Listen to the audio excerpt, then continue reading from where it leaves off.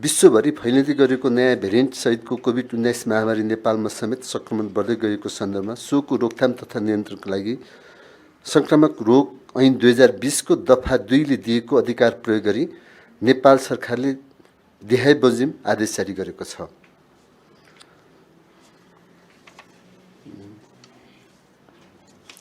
एकमा काठमाडौँ, ललितपुर, भक्तपुर जिल्लाका सबै महानगरपालिका तथा नगरपालिका, विराटनगर, वीरगञ्ज, भरतपुर, पोखरा महानगरपालिका, इटहरी, धरान, जनकपुर, हेटौडा,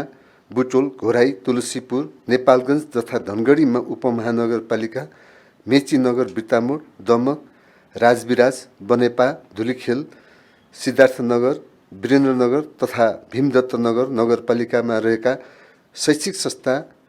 विद्यालय, कलेज, ट्युसन सेन्टर, तालिम केन्द्रमा सम्बद्ध 2078 साल वैशाख मसान्तसम्म भौतिक रूपमा उपस्थित नभई भर्चुअल वा वैकल्पिक शिक्षण सिकाइका विधिहरू अपनाई शैक्षिक गतिविधि सञ्चालन गर्ने, विद्यालय र कलेजका पूर्व निर्धारित परीक्षा तथा चिकित्सा शिक्षाका सबै किसिमका प्रयोगात्मक तथा जनस्वास्थ्यका मापदण्ड पालन गरी सञ्चालन गर्ने। यसमा चाहिँ विशेष चाहिँ चिकित्सा शिक्षाका लागि हामीले स्वास्थ्य मापदण्ड अपनाई सञ्चालन गर्ने भनेका छौँ। यसलाई पूर्ण बन्द भएको छैन। Cinema hall, party palace, dance bar, दोहोरी नाचघर, क्लब, हेल्थ क्लब, जिमखाना, स्विमिङ पुल, फुटसल, सभा, आमसभा, जुलुस, हाट बजार, रङ्गशालामा हुने दर्शक सहितको खेलकुद र मानिसको भिडभाड हुने अन्य सबै प्रकारका कार्यक्रम सम्बद्ध 2078 साल वैशाख मसान्तसम्म बन्द गर्ने।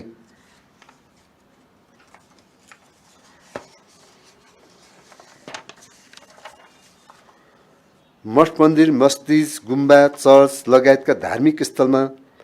जनस्वास्थ्यका मापदण्ड पालन गर्ने गरी सम्बद्ध 2078 साल वैशाख मसान्तसम्म नित्य पूजा, ध्यान र प्रार्थना मात्र गर्ने गराउने। 5. एक पटकमा 25 जनाभन्दा बढी हुन नहुने कुनै पनि सामान अनावश्यक नछुने, 2 व्यक्तिको बीचमा 2 मिटर दूरी कायम गर्ने, मास्क अनिवार्य गर्ने, पटक पटक साबुन पानीले हात धुने वा सेनिटाइज गर्ने गरी सपिङ मल, डिपार्टमेन्टल स्टोर सञ्चालन गर्ने, जनस्वास्थ्य सम्बन्धी मापदण्ड पालन गर्ने गराउने दायित्व सम्बन्धित व्यवस्थापक वा सञ्चालकको हुने। 6. मेला, महोत्सव, जात्रा, पर्व, विवाह, नौरान, पास्नी, व्रतबन्ध, धार्मिक अनुष्ठान, मलामी लगायतका अत्यावश्यक परम्परागत धार्मिक तथा सांस्कृतिक क्रियाकलापहरू सञ्चालन गर्दा 25 जनाभन्दा बढी नहुने र जनस्वास्थ्यको मापदण्डको पालना हुने गरी मात्र सञ्चालन गर्ने, विवाह वा व्रतबन्धको लागि पार्टी प्यालेस प्रयोग गर्नुपर्ने भएमा जनस्वास्थ्यको मापदण्ड पालन गर्ने गरी सम्बन्धित प्रमुख जिल्ला अधिकारीको पूर्व स्वीकृतिले 25 जनामा नबढ्ने गरी गर्ने। 7. सभा, सम्मेलन, गोष्ठी, सेमिनार, समीक्षा बैठक, तालिम, प्रशिक्षण जस्ता क्रियाकलापहरू सञ्चालन गर्दा भर्चुअल माध्यमबाट गर्ने, भौतिक रूपमा उपस्थित भई गर्नै पर्ने भएमा बढीमा 25 जना मात्र सहभागी रहने गरी जनस्वास्थ्यका मापदण्ड पालना गरी सञ्चालन गर्ने। तर सुरक्षा निकायको आन्तरिक तालिमको हकमा जनस्वास्थ्यको मापदण्ड पालन हुने व्यवस्था मिलाई सञ्चालन गर्ने सकिनेछ। सार्वजनिक यातायात सञ्चालन सम्बन्धमा देहाविमर्श गर्ने, सिट क्षमताभन्दा बढी यात्रु नराख्ने, सबै यात्रुलाई मास्क अनिवार्य गर्ने, सवारी साधनको ढोकामा र सवारी साधनभित्र सेनिटाइजको व्यवस्था गर्नुपर्ने, चालक तथा सहचालकले मास्क लगाउनु पर्ने, सवारी साधनलाई दैनिक रूपमा निष्कम्पित गर्नुपर्ने, सार्वजनिक यातायातमा कुनै यात्रुले मास्क नलगाएमा चालक वा सहचालकले बढीमा 10 रुपियाँ लिई मास्क उपलब्ध गराउनु पर्ने,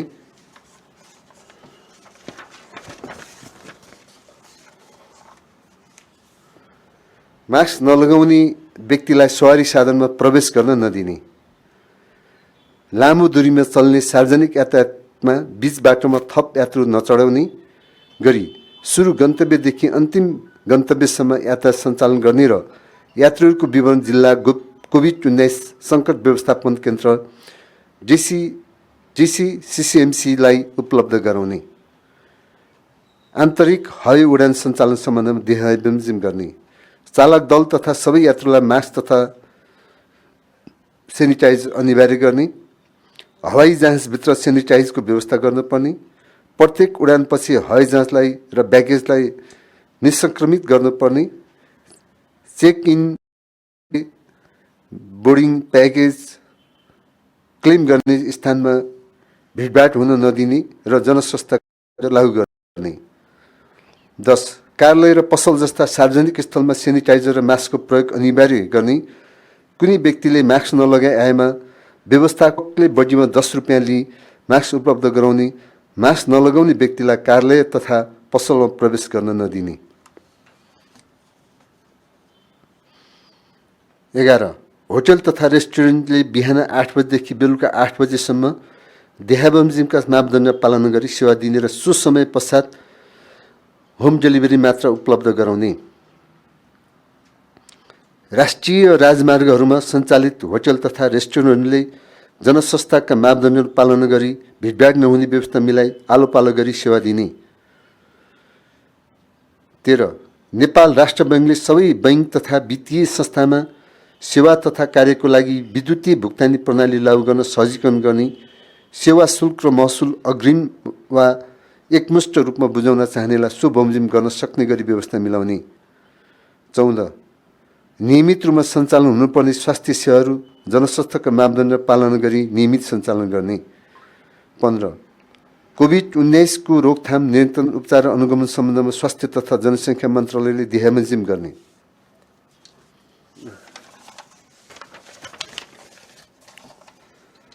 रोगको रोकथाम, नियन्त्रण, निदान र उपचारका लागि राष्ट्रिय मापदण्ड तथा जनशक्ति परिचालन सहितको प्रतिकारी योजना जारी गर्ने, अस्पतालमा निश्चित बेड छुट्याई कोभिड केयर युनिटमा सेवा दिने सम्बन्धमा आवश्यक आदेश जारी गर्ने, 200 भन्दा बढी बेड क्षमता भएका सरकारी, सामुदायिक, निजी, गैर सरकारी, निजी मेडिकल कलेज, प्रतिष्ठान, अस्पताल समेत अस्पतालसँग सङ्क्रमितको उपचारका लागि सेवा सम्झौता गर्ने, अनुगमन गर्ने र शोध भर्ना भुक्तानी गर्ने, सङ्क्रमणको जोखिमको अवस्था हेरी सार्वजनिक, निजी तथा गैर सरकारी स्वास्थ्य संस्था, जनशक्ति, औजार, उपकरण, भवन तथा स्थानीय स्वास्थ्य सेवा र कार्यको लागि प्रयोग गर्न सक्ने, सूचीकृत अस्पताललाई सङ्क्रमितको उपचार व्यवस्थापनमा लाग्ने खर्च संस्थागत आइसोलेसनमा रु 2000, अस्पतालको आइसोलेसनमा रु 3500 र मध्यम जटिल केसको उपचारको लागि रु 7000 र गम्भीर बिरामीको आइसियुमा भेन्टिलेटर सहितको उपचारका लागि रु 15000 प्रति व्यक्ति दिन निर्धारित ढाँचाको प्रतिबन्धअनुसार प्रत्येक महिनाको पहिलो हप्तामा उपचार खर्चको शोध भर्ना भुक्तानी गर्ने। स्वास्थ्य तथा जनसङ्ख्या मन्त्रालयबाट जारी भएका मापदण्ड, योजना तथा आदेश सङ्घीय निकाय, प्रदेश सरकार, स्थानीय तह, सार्वजनिक तथा निजी सङ्घ संस्थाले पालना गर्नुपर्ने। कोभिड-19 का सङ्कट व्यवस्थापन केन्द्रले सम्बन्धित प्रदेश सरकारको समन्वयमा गड्डाचौकी, गौरीफन्टा, जमुना, कृष्णनगर, बेलिया, वीरगञ्ज, रानी तथा काँगडभिट्टा अन्तर्राष्ट्रिय स्थलगत सीमा नाका र आवश्यकता अनुसार अन्य थप अन्तर्राष्ट्रिय स्थलगत सीमा नाकाको नजिकै पाएक पर्ने स्थानमा कम्तीमा 1000 जनाको व्यवस्था हुने गरी होल्डिङ सेन्टरको निर्माण गर्ने। कोभिड-19 को रोकथाम, नियन्त्रण, उपचार र अनुगमन सम्बन्धमा प्रदेश सरकारले दिशानिर्देश गर्ने।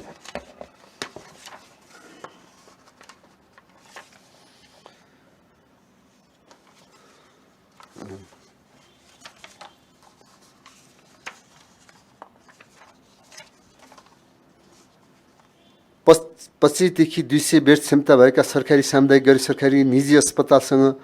सङ्क्रमितको उपचारका लागि सम्बन्धित प्रदेशको सामाजिक विकास मन्त्रालयको सेवा सम्झौता गर्ने, अनुगमन गर्ने र शोध भर्ना भुक्तानीका लागि स्वास्थ्य तथा जनसङ्ख्या मन्त्रालयमा सिफारिस गरी पठाउने। होल्डिङ सेन्टर संस्थागत आइसोलेसन र संस्थागत क्वारेन्टाइनको व्यवस्थापन गर्ने, उपचार सम्बन्धमा अस्पताल व्यवस्थापन, प्रयोगशाला, अक्सिजन तथा भेन्टिलेटर समेत, रेफरल एम्बुलेन्स र एयर लिफ्ट समेतको व्यवस्था मिलाउने, quarantine, isolation, case investigation, contact tracing, उपचार व्यवस्थापन, परीक्षण लगायतका कार्यको लागि अत्यावश्यक सामग्री खरिद तथा जनशक्ति परिचालनको आवश्यक व्यवस्था मिलाउने। 15 बेडसम्म क्षमता भएका सरकारी सामुदायिक सरकारी र निजी अस्पतालसँग संक्रमितको उपचारका लागि सम्झौता गर्ने अनुगमन गर्ने र शोध भर्ना भुक्तानीको लागि स्वास्थ्य तथा जनसङ्ख्या मन्त्रालयमा सिफारिस गरी पठाउने, होम क्वारेन्टाइन र होम आइसोलेसनमा रहेका व्यक्तिको स्वास्थ्य निगरानी तथा अनुगमन गरी थप जाँच वा उपचार आवश्यक पर्ने देखिएमा प्रयोगशाला र अस्पतालसँग समन्वय गरी त्यस्तो संस्थासम्म पुर्याउने काममा सहजीकरण गर्ने, कोभिड-19 का चिन्ह तथा लक्षण भएका व्यक्तिको एन्टिजेन परीक्षण गर्ने र नतिजा नेगेटिभ आएका व्यक्तिको पिसिआर परीक्षण गर्ने व्यवस्था मिलाउने, नतिजा पोजिटिभ आएका व्यक्तिको निकट सम्पर्कमा आएका व्यक्तिको पहिचान गरी एन्टिजेन परीक्षण गर्ने, आवश्यकता अनुसार आफ्नो स्थानीय तहभित्र स्वाब सङ्कलन गर्ने व्यवस्था मिलाउने, स्थानीय तह अन्तर्गतका स्वास्थ्य संस्थामा चिकित्सक, स्वास्थ्यकर्मी तथा अन्य आवश्यक जनशक्ति तथा आवश्यकता अनुसार स्वयंसेवक परिचालन गर्ने गराउने,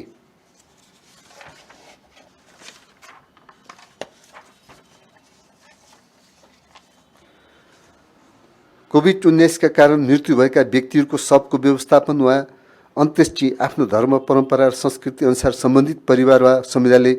25 जनाभन्दा बढी मलामी नहुने गरी जनस्वास्थ्यका मापदण्डको पूर्ण पालना गरी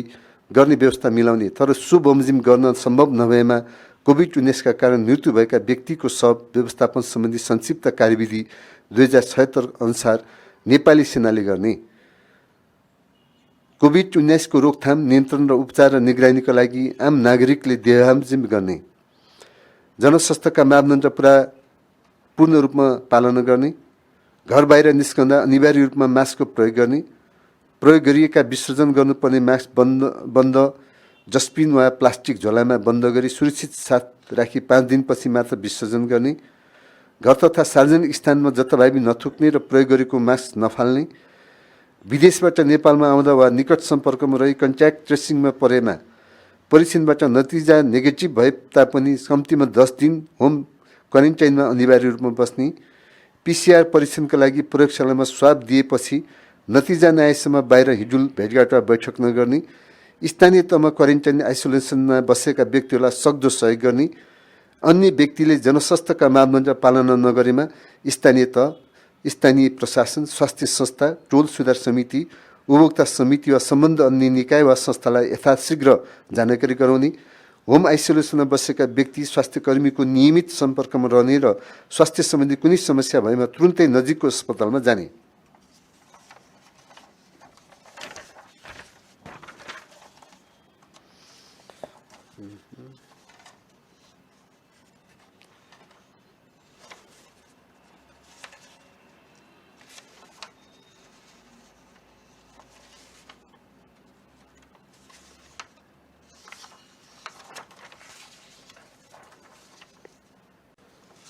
अन्तर्राष्ट्रिय स्थलगत सीमा नाकाबाट प्रवेश गर्ने व्यक्तिलाई क्वारेन्टाइन, आइसोलेसन वा गन्तव्यमा पुर्याउन स्थानीय तहलाई आवश्यक सहयोग पुर्याउने, आइसोलेसन केन्द्र र अस्पतालले शोध भर्ना भुक्तानीबाट प्राप्त रकम मध्येबाट पहिचान, परीक्षण र उपचारमा प्रत्यक्ष संलग्न चिकित्सक, स्वास्थ्यकर्मी र सहयोगी कर्मचारीको जोखिम भत्ता प्राथमिकताका साथ उपलब्ध गराउनु पर्ने, महानगरपालिकामा 1000 भन्दा बढी, उपनगरपालिकामा 500 भन्दा बढी, नगरपालिका वा गाउँपालिकामा 200 भन्दा बढी सक्रिय संक्रमित देखिएमा त्यस्तो महानगरपालिका, उपमहानगरपालिका र नगरपालिका वा गाउँपालिका क्षेत्रलाई उच्च जोखिम भएको क्षेत्र मानिने र सो क्षेत्रमा स्थानीय प्रशासनले यस आदेशमा उल्लेखित विषयका अतिरिक्त अन्य नियन्त्रणका व्यवस्था लागू गर्न सक्ने, यस आदेशको पालना गर्नु सबैको कर्तव्य हुनेछ। यस आदेशको अवज्ञा गर्ने वा आदेश कार्यान्वयनमा बाधा पुर्याउने व्यक्ति तथा संस्थालाई संक्रामक रोग ऐन 2020 बमोजिम कारबाही र सजाय हुनेछ।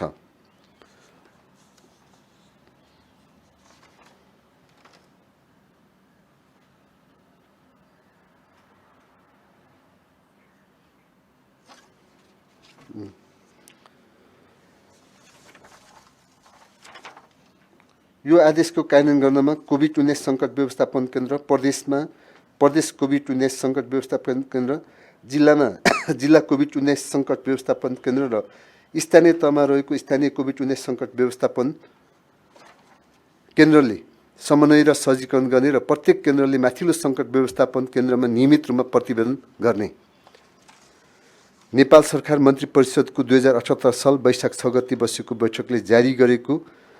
आदेशको विस्तृत विवरण नेपाल सरकार सञ्चार तथा सूचना प्रविधि मन्त्रालयको वेबसाइटमा राखिनेछ र उक्त आदेश नेपाल राजपत्रमा पनि प्रकाशित हुने जानकारी गराउँदछु। साथै पहिलो चरणमा कोरोना भाइरस विरुद्धको खोप लगाएकालाई भोलि मङ्गलबारदेखि वैशाख 11 गतेसम्मको दोस्रो डोजको खोप लगाइनेछ। दोस्रो चरणको खोप अभियानमा सहभागी भई लाभ लिन सबैमा हार्दिक अनुरोध पनि गर्दछु। यसका साथसाथै आजको कार्यक्रम समाप्त गर्ने अनुमति चाहन्छु। अर्को दिन फेरि अर्को अतिथि लिएर म उपस्थित हुनेछु। त्यतिन्जेल हामी सबैलाई आज्ञा दिनुहोस्। नमस्कार।